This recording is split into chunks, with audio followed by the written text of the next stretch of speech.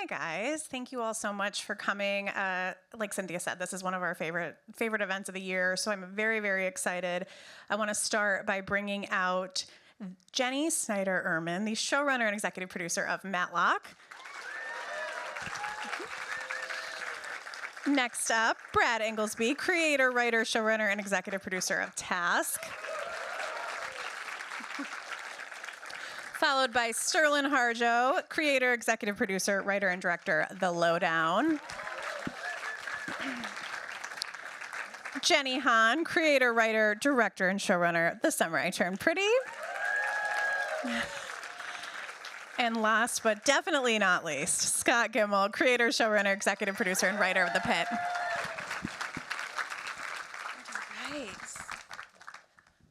How are we doing, guys? How's everyone feeling? Good. Right. Yeah? Good. All right. Since we have two Jennies up here, I am going to have to say last names for a minute here. Jennie Hahn, I'm going to start with you. I know. It's a big deal. But because the other shows up here were working on their first seasons of a show, and you were working on the challenge of wrapping up a beloved story.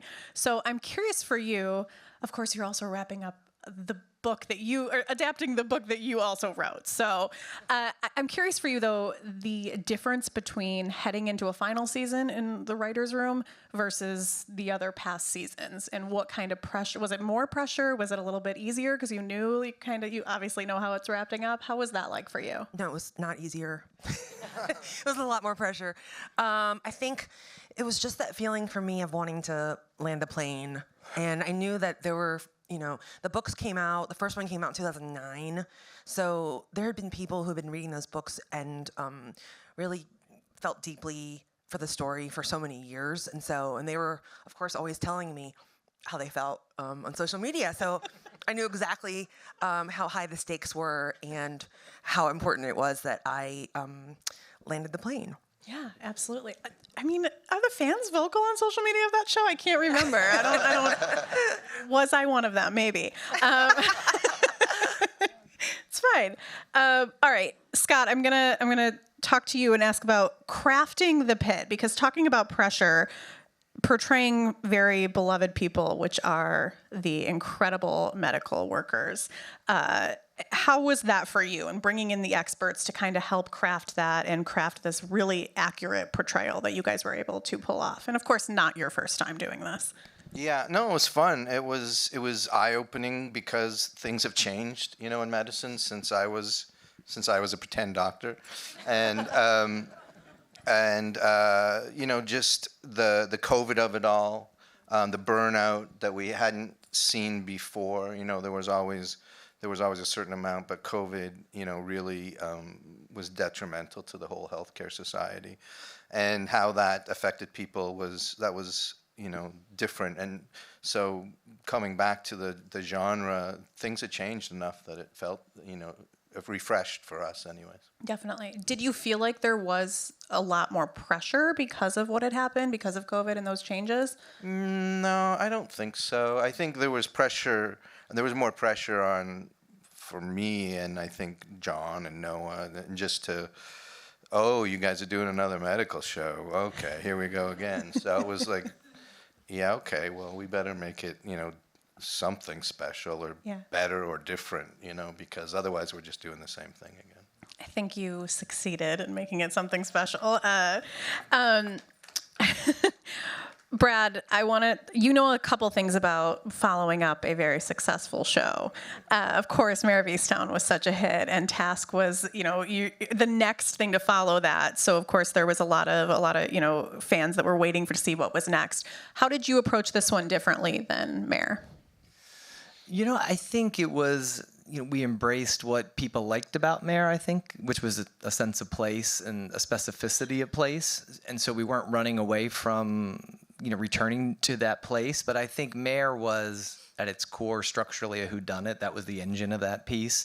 So I didn't want to do another whodunit because I felt like that was Kate's zone, and she did that really well. So I think I wanted to wrap my arms around the place again and write about those people that I know, and it's where I live, and it's where I grew up, and I care about those people. So I didn't want to run away from that. I just had to find a new engine, and the engine for me was a collision course. And so, once I wrapped my arms around, trying to make a collision course show, it felt like I still get an excuse to, to write about the people who I care about where I live. And so I wasn't scared about it. I think we wanted to lean into the place again and just find a different engine, really.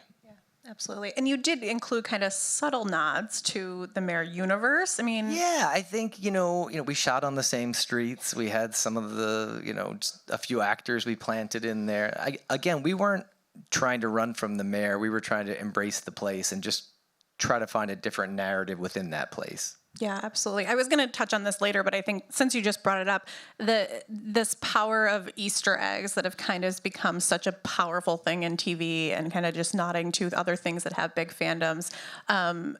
Jennie, I feel like both of you can kind of talk to that a little bit and if that's important when it comes to storytelling. And for you, Jennie, I mean, you obviously I don't even want to say rebooted because Matlock is so different than the original Matlock, but there was some subtle nods as well. So how do you kind of go about shaping that storytelling without making that, taking over? I think just respect the original material and figure out what are certain things that we could nod to with then making it make sense in our new world and giving enough different stuff so that people aren't watching a repeat of the same show. So, just rewarding the audience that did love the original Matlock and saying, oh, this character was a fan of it too. And that sort of gives, I think, a little bit of respect right away to the original material and lets you join her in her loving it. And then every once in a while, she'll come across somebody who says, oh, you're Matlock, just like the TV show. I loved that TV show. And that just gives us like an extra place to play for humor and drama and all of that stuff. Yeah, absolutely. And Jennie Hahn, I mean, obviously there was such a big part of the show, but how do you make it not take over? Well, I think of it less as Easter eggs and more just, narrative foreshadowing, laying down pipe in season 1 and then hopefully paying that off in season 3. So for the most part, no, I think people are always looking for the eggs. And there's a couple, like a crossword puzzle with me as a clue, the book as a clue, just fun. But for the most part, it's more just, I think, building the story. Yeah. You in the background. Me in the background. Yeah. We love that. Sterlin, I feel like it was yesterday that we were up here talking about Reservation Dogs. So it's so interesting because this show is so different, but there are the charm that Reservation Dogs has is in the Lowdown and the way that it grabs people in, but it's so different. So was your approach extremely different this time? Because obviously, even in casting, I mean, it's very different casting Ethan Hawke versus a bunch of unknowns. Sure. Yeah, I mean, the charm is me, but I mean, I'm just kidding. No, I mean, Yes. Thank you. True. No, I mean, it's not different. It's the same. I think I come from independent film, and I've made films about Native American stories. So, like, obviously, I'm not going to have Ethan Hawke's and Kyle MacLachlan's to fill out with that experience to fill out the roles. So I had to cast, my cousin Pee-wee and, my mom and my grandma and like my other cousin, I had to like fill out the roles and like learn how to work with non-actors. So, which I kind of find the approach is the same, exactly the same. And Reservation Dogs just had more of that, whereas this was like, I also get to work with all of these actors that I really love and respect and admire. So yeah, it was a similar approach though to all of it. Interesting. Jennie, Snyder, Urman, I need to ask you about, you and I have talked about this, and I find it so fascinating, your writing process and how you kind of come up with your ideas. So I want you to tell a little bit about the initial pitch for Matlock and how you kind of crafted this, and then your kind of day-to-day that we discussed. Well, when I was asked to write it, I was going to say no, but then I thought I never want to say no to something without just thinking about it, because who knows what could come. And my writing process is tied to my walking. So I just took a long, long walk, and probably 2 hours, and when I came back from the walk, I had the take of Matlock. From start to finish, it's what I pitched, and so then I said, this would be the version. If you like that, we can do that. But I do that every day. I take my scripts for walks. My husband's gotten calls that's like, we saw your wife in Tarzana, and she's in sweats, and she's got papers, and she's talking, and he's like, she's working. And that is like all the time happens to me, and I don't know, it unlocks. I just think better when I'm moving. And so then I rush home, and then I take all the papers, and I put all my changes in. I print it again, and I take it for a walk. So I'm known in the neighborhood, you know. I don't think anyone believes that I have a real job. Does anyone else have any? I mean, I'm curious because I feel like a lot of people think writers' rooms is people sitting down in a room and coming up with ideas and writing, and it's just not that, and especially not anymore. Does anyone else have any kind of fun stories they can share about what their process is in the writers' room? What you encourage your other writers to do? Sterlin, I feel like you may have some. Yeah, I mean, you know, one of the things that I do, whether it's a Zoom or I'm in person or whatever, I always like kind of start it by asking them each. I was just like, "What did y'all eat this morning?" And we sort of go around the room, and everyone's like, "Oh, you know, I had like yogurt with some fruit." I'm like, well, "That's interesting. Why would you put maple syrup in it instead of like honey?" Like, you know, like it just kind of talk them through this process of what they did that morning for breakfast, and it just kind of gets things going. That's sort of the G version of what I do. There's also like banging my head against a wall. There's also, you know, me going, this is not inspiring at all. Like, what are we doing? What is this? Like, we have to like blow everything up and let's just take it all out. And what happened? You know, a lot of times it'll be like the thing that I love. It's like, and that we all love, but we can't get an episode or whatever to work. It'll be like, okay, what if we took the thing that we love out? Then what's it about? And then you really figure out what you need. I do that a lot. That's so interesting. Scott, what about you? Do you have any? How does it kind of work for you guys in the writers' room? I'm pretty slack about the writers' room. Okay. You know, I only work with the writers from like 11 to 2. You know, I feel like a small, quick meeting is something much more effective, and I encourage them to be off living life so that they can bring stories to the room. You know, I don't believe in being in the room for 8 hours. I would be sound asleep. They would have to wake me up like 4 times. So, no, it's, you know, I'll tell you. I do 10 to 4 though. I'm gonna shorten mine now. That's what I know you're doing. I'm like, I heard Scott 10 to 4 is long. I'll tell you what's going on in my room right now. There's a lot of this Labubu stuff. Oh, okay. You know, I come in and like somebody's opening a Labubu, and I'm like, oh, you know, if that keeps them happy and working, that's fine. I'll get them Labubus, you know, until next year. I don't care, but it's a very weird They're space. Expensive, so don't. I don't know. That. I personally don't have one. I don't need one. But no, we have fun. I think the writers' room needs to be fun. You know, we do a shorter version than some shows, and I think it's because we come in to work, you know, and it's like, get your work done and get the hell out of here and beat traffic, and let's do it again tomorrow. I love that. Jennie, what about you? What was your writers' room like? I think when I get stuck or when the room gets stuck, just go back to the book, and there's always going to be something there. I don't have a book. You're lucky. It's like a blessing and a curse, yeah. Right? Because at this point, I think my readers probably know it better than me too. So I'm like, oh yeah, like let's look at the book, guys. You can't make any mistakes. No, right? Exactly. All right. What about you, Brad? What's the task writers' room like? Well, it's just me. I don't have any writer's room, so it's like me. Just casual. You know, it's me in my office at home, and you know, listen, I don't have any quirks. I mean, really, it's like I sit in the chair every day. It's, you know. You want to come and like, sit with us for a while? Just I know. Have some friends. Probably write faster. It's just, you know, I think of myself as really disciplined. I get up every day, you know, early in the morning, and I write till the kids get home, and that's just every day I sit in the chair. That's sort of my trick. I don't, even when people ask me for any advice about writing, I say that the only valuable piece of information I can give you is to sit in the chair every day. and I do it every day. I just sit in the chair. I admire that because it's like what I want to. It's like what I want to do, is like be like a disciplined writer, and I try like I'll do certain things, but I usually just like I end up just like I'll just end up like driving to a coffee shop, to office, to home, to a coffee shop, on a walk to a thing, and then like never write.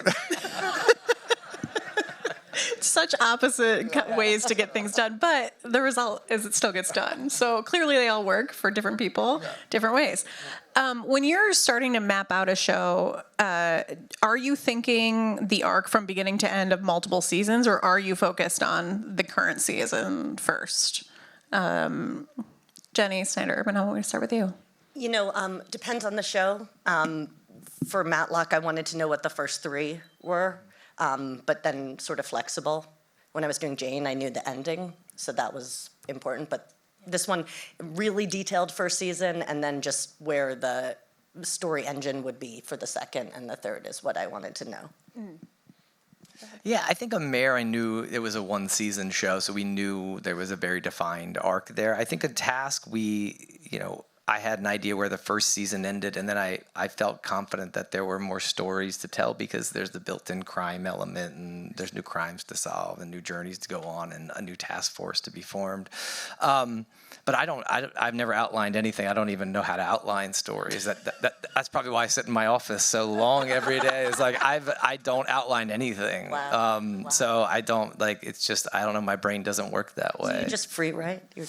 I just have some ideas as to where the story could go. Some anchors built in. What I would say is in Task, it's I think they all meet in the woods at the end of the episode 5, and then I get to figure out a way to get there. But I don't know, my brain doesn't work. I think because what I like about writing is discovery, and when I do an outline that's so strict, and I'm so married to an outline, that I lose that discovery part of what I love about writing is the more time I spend with the characters, I think the better I think the better I can write them and the more complex and layered they become. So if I'm so married to a beat sheet, then I feel like there's no discovery left. I'm just inputting these beats along the way. So I have some ideas. I kind of know where it goes emotionally. I think I know where the characters go, but I don't really outline that well, which I know some of the executives don't like, but it's the only way I know how to do it.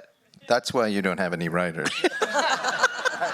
Yeah, but it's actually true because I write It's that true. way too, and then you can't expect that from your writers, and you can't let them do that, and they don't want to do that. Yeah, so they have to do outlines. I learned I learned to outline because of the other writers. I think intuitively, it's I may know the ending or where I'm kind of going, and it's the discovery is I'm the audience, myself.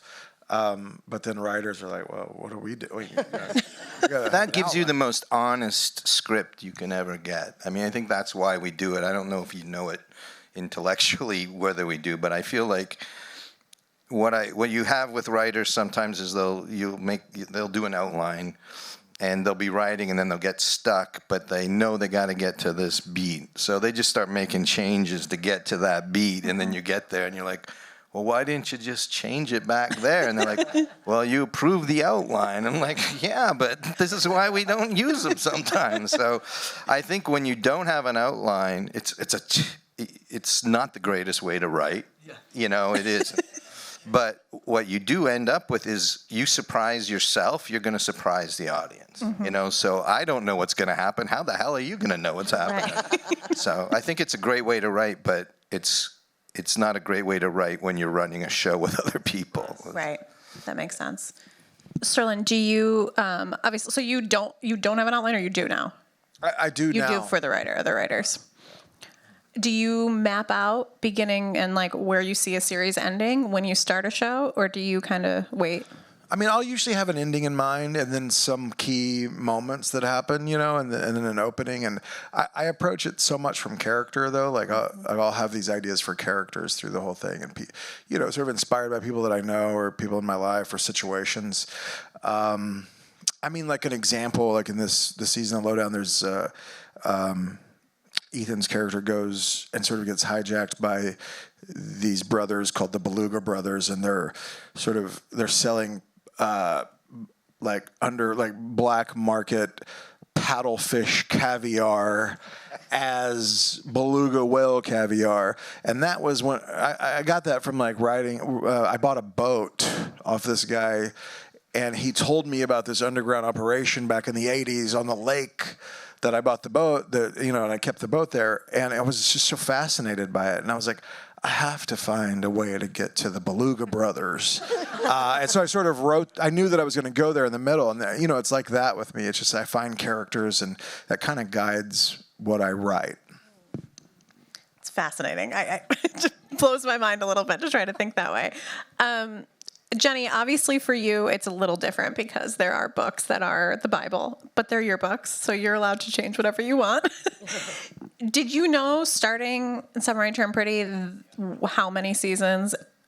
I don't think you knew, but I will ask you, did you know a movie at the end? What was your kind of vision from the start? My vision was always to do just the 3 seasons for 3 books. Yes. And then, I think it was during season 2 when I was realizing, I think, or maybe it was the beginning of season 3, the writer's room. I asked for another episode, and they were like, great. And so we moved from 10 to, it was 7 first season, second season we had 8. Then we had 10 on the third, and then I was like, I think I need one more. And then I'm like, actually, I think I need a movie. Just because the story felt very complete to me from the beginning of, the first episode to the finale. Mm-hmm. And then there's sort of a new story. And luckily, Prime Video was like happy to accommodate that wish.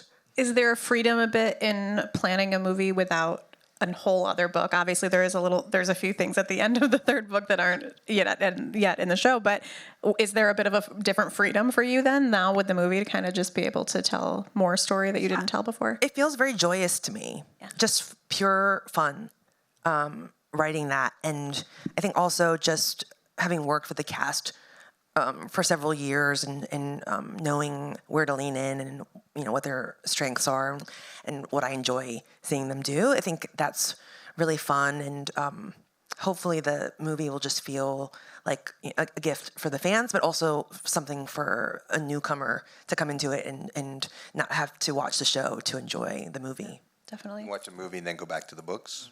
Sure. Oh, that's cool. That'd be great too. Good way to do it. It's like a wellspring. I think there are new readers of the books all the time, and then those people watch the show, and it kind of like goes in a circle. Definitely. Scott, obviously you had a show that was on the air for 55 years already, but when you... I was 9 when I started. For the Pitt, did you start at seeing it as we could do it for this many seasons? Or do you kind of... No, I never think about that. That's too scary. I just want to get through one season and see what happens. Yeah, I don't plan that far ahead. Do you arc out per season, or do you arc out like, I could see this storyline later? Like, what does that look like?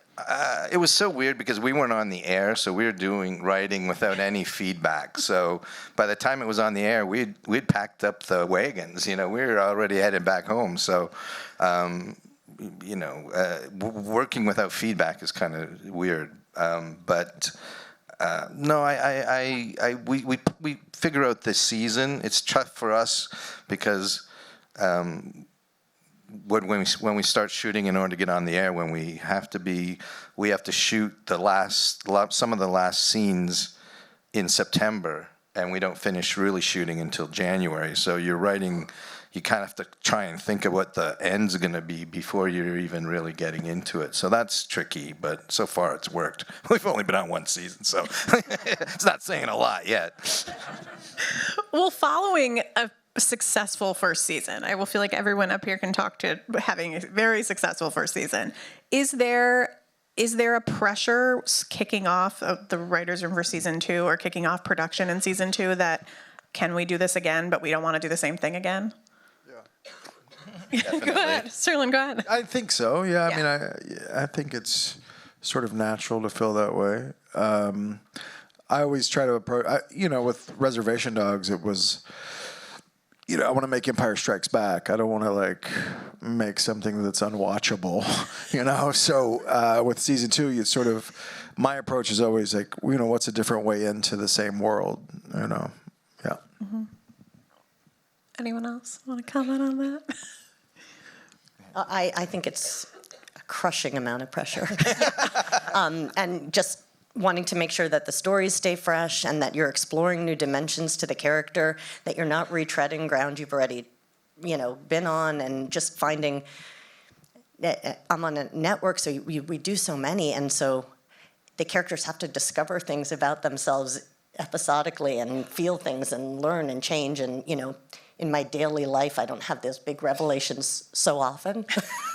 Thankfully. As you need to have, just to have the guts of the show, they have to learn things and move. And so it's just making sure that, your central vein, I think, is full of, new stuff. Mm-hmm. And new dynamics for the characters, new pairings. That's what we've tried to do. But it is a lot of pressure, and it's pressure because you want to make sure you're giving the actors enough new things to explore, because you don't want them to be playing the same beats and the same emotional register. So I think, I think about all of that and really want to make sure we're true to what people like about it, but we're in a different sort of landscape in the second season emotionally. Yeah, absolutely. Honestly, I did not feel pressure.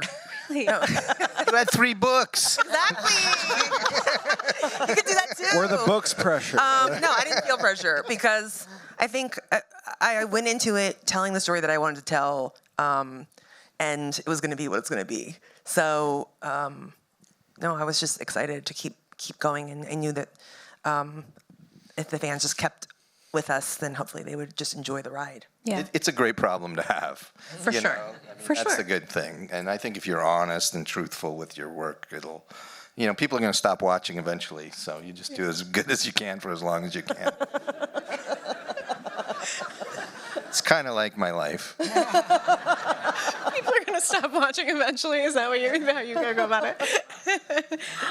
Brad, I want to talk about, something all these shows do, the tension. I guess any good TV show creates this tension between certain characters. But when I think of Task, a show like Task doesn't work without those two guys and the way that they relate to each other and this almost a love story, this push and pull in a different way, obviously. But what was that process like for you writing this and then having to, or what was the order of finding these two and making that work with Tom Pelphrey and Mark Ruffalo? Yeah, it helps to have two amazing actors who are really amazing collaborators, and I think. I think the trick of Task was to create a wide range of characters and have the audience love them all and inch them closer together to a point of collision. And then the tension of the show, I felt, in Mare, it was a whodunit. It was a bit of a guessing game. In Task, it was, wow, I really like all these people. I know they're going to collide, and I'm scared to see what's going to happen. And that, to me, was a different kind of tension, but I felt like a really compelling tension. And I love that we never saw Robbie as a bad guy, and Tom never saw him as a bad guy, and that he could...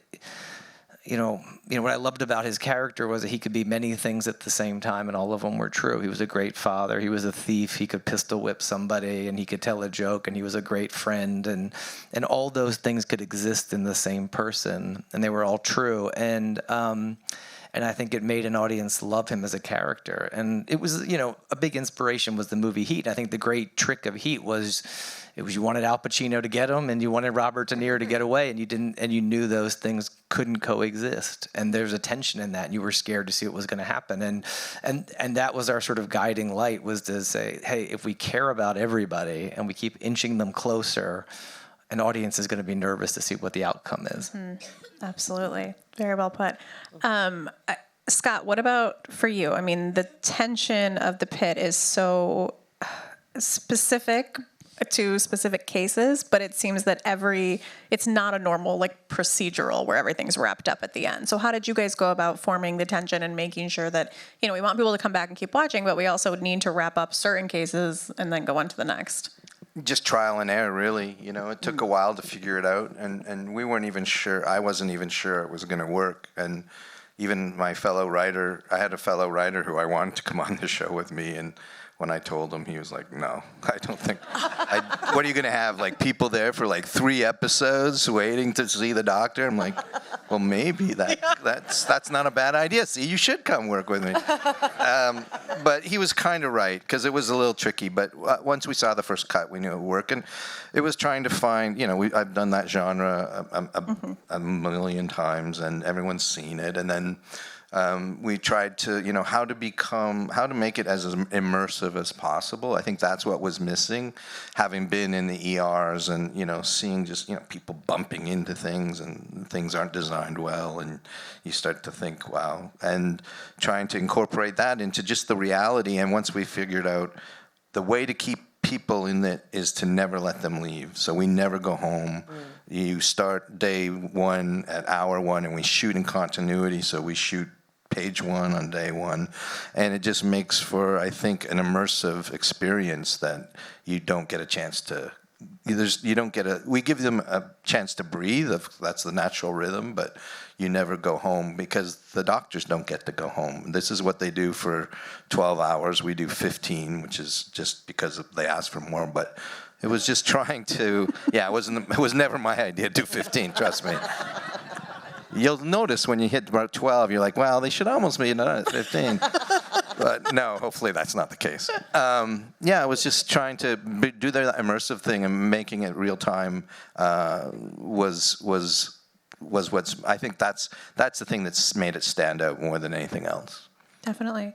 Do any of the rest of you shoot in order of episodes? I didn't think so. I'm so curious. It's not a great idea, you know. But, you know, I can get away with it because, remember, I'm only on one. When I left my last show, I said, I'm not leaving the stage. I don't care what I'm doing. I'm going to do Lifeboat. I'll do whatever. I'm not going to leave a stage because I get tired. You know, we start getting rain here, and, you know, what's all that about? So I can shoot in order because I'm only in one set, you know. So it's like, well, if I have to go back Thursday and get this shot, you just go over there, you know. It's not like I have to worry about a location or anything. Definitely. And it's going to rain tomorrow. I feel sorry for everybody. I'm going to be shooting fine. You know what I'm saying? And knock off a whole day in about 8 hours, and then we'll go home. Doesn't everyone want to go work for him now? Work on his shows? Like, this seems like so much fun. Yeah, but it's like Groundhog Day. Well, yeah, of course. You know, there are things where you're like, I thought we shot this already. No, that was another story. Oh, it all looks the same. Like Noah's 10th breakdown of the day. Exactly. We're doing it again, guys. You don't even see the ones off camera. Oh, he's great. I love him. You guys were having a little chat down there. What were you guys discussing? I asked if he does 12 hours too, and we do French hours on my show. So it's 10 hours, and you just work straight through without an hour break, which it just works for us. I did it on Reservation Dogs, and I did it for this, and it's just, there's no like after dinner or lunch lag. And also, you know, we're still in Tulsa, and it's like, go see the kids and go to the bar and whatever you need to do, go to dinner. It just works so well. But I was just asking if. Yeah, we're done today at 5:27. Right. You know, so at this point in my life too, it's all about quality of life. Yeah. So I'd rather my people go home and they want to come to work. You know, I don't believe in. I'm not going to work Fraturdays, and that it's just not healthy. And at the end of the day, it's a TV show. I'm not saving these kids. I'm just pretending to, you know. So, you know, not kill my cast and my crew by doing something that is entertaining, and it's really important to me. But so is life. Yeah, you know, 100%. And you can't write if you don't have a life. I love that. Brad, what were you saying when the answer to do you do 12-hour days? Yeah, we were 12-hour days, and Yeah. you know, it's something that we talked about on set, but those are incredibly long days because you know you're an hour to set sometimes, then you're on for 12 hours, and then an hour home. It's and you're doing that for 6 months. It's that's a long day, and it's really hard on the crew. I just quit. As a viewer, I appreciated it. I think it's great. I'm just glad somebody else is doing it, and I just get to watch it and go, "Oh, poor Brad." Jennie, what about you? What about either Jennie? What about you guys? What were your work days? Yeah, we're 12-hour days, Yeah. but I don't write a lot of like exterior night. Well, because you For have that to, reason. then you'd have to walk at night and write that, and you can't see the papers. Then yeah, It'd be dangerous. Yes. we're working. Yeah. What about you? I mean, you guys have No, yeah. I do walk at night. I just have a headlamp. True. I'm saying weird gets weirder. I've heard rumors of this. You're the one that people have heard about. The spectral lady who's talking to herself. And if we you, don't- we if don't you shoot walk at behind her, you can get a whole Matlock episode. Yeah, exactly. I always joke that my last rewrite is changing everything today. Yeah. Oh my gosh. I know, Jennie, don't you have to be careful where you throw away papers and stuff? What about spoilers? They're going to get out. I did one. I've got time, 3 stories that way. Yeah, exactly. I had just started the writers' room in season 1, and I was going to read something at lunch, so I was going to go take a walk and with my papers. It was a windy day, and I was like, I'm halfway done, so I'm going to put them in this trash can, and then I was like, it's windy, so I put a rock on top of it. Regardless, the writers went for a walk, and they started seeing script pages, like all through, and they're like running through, and they had like worked for like a week there, and one of them said she was like, Jennie's a litter bug. Like, oh my God. And I was like, no, I wasn't like walking and just tossing papers. This is great. I love this one. Yeah. But they found them all and brought them back. Good thing. Good thing Yes. you found them. Oh my gosh. Meanwhile, some of these shows, you can't even get a screener because it's so secretive, but you could just walk down the street. No, that's what and we were get getting our scripts. security update. And I was Exactly. like, It's fine. It's fine. they're in the trash. All right, we're going into the last question. I'm going to remind the audience to stay seated because we're going to start the next panel right away after this one, and I promise it'll be just as fun. And so, yeah, the last thing I wanted to ask you guys, I feel like all of these shows have such almost a through line of like family and this love throughout. I mean, in different ways. Obviously, it's not all romantic love, but love in a certain way. What did you find that you learned the most when you were crafting these stories on this season specifically? Jennie, Han, I'm going to start with you because you had 3 years of it. So what did you learn the most during your process? About what? Well, Love? I feel like I did phrase that kind of weird, right? But yeah, so yeah, I mean, guess like the overall theme of your show and what the whole what it felt like to you. I think that it's really about self-love, honestly, because I think all the characters, are coming of age and making mistakes and, falling down, getting back up again. And I think to me, yes, it's a love triangle, it's a love story, but at the end of the day, it's really about our main character like loving herself and forgiving herself for mistakes she's made in the past. So I think that's like the overarching. Definitely. Other Jennie, what about you? I wanted to treat friendship like an epic love story in Matlock, and the friendship between Maddie and Olympia, was always going to be the heart of the show. And I think what surprised me is how much people responded to that and how their relationship, Kathy and Sky's, became as close as Olympia and Maddie, and how that chemistry worked. I think was the most delightful surprise. And that's what people are responding to, and they like the friendship and the stakes of that. Yeah, definitely. Brad?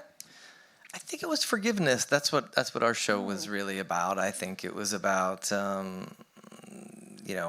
it's really hard to forgive people. I think that's like really a really hard thing to do in life, and how meaningful it is when you are able to do that. And I think it was a show about,